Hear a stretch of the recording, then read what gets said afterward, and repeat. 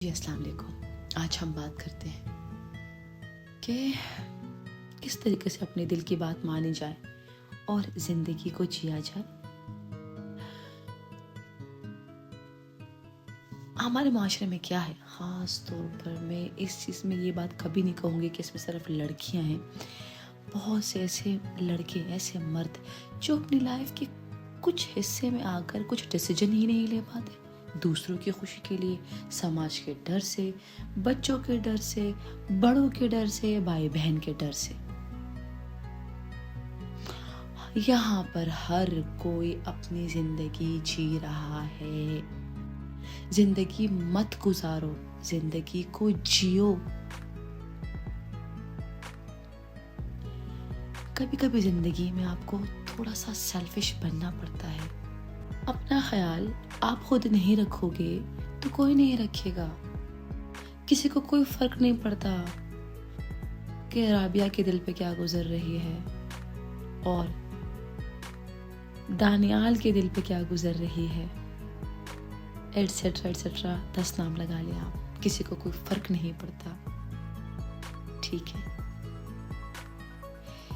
اپنی زندگی کو جیو۔ جو دل چاہتا ہے وہ ضرور کرو، اچھے جائز طریقے سے۔ میں اس چیز پہ یقین کرتی ہوں کہ اگر میں اندر سے خود خوش نہیں ہوں گی، میں خوشیاں کیا بانٹوں گی؟ اندر دکھ بھرا ہوگا تو میں خوشیاں کیسے بانٹ سکتی ہوں؟ منافقت کے ساتھ منافق بن جائیں۔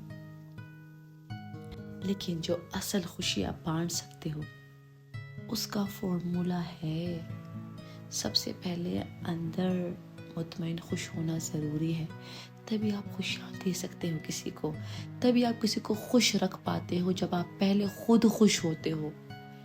اور یہاں کوئی آپ کو خوش کرنے نہیں آئے گا، کیوں کسی کا انتظار ہے؟ اپنے آپ کو خود خوش کرو، اسٹرانگ بنو، اپنا خیال رکھو۔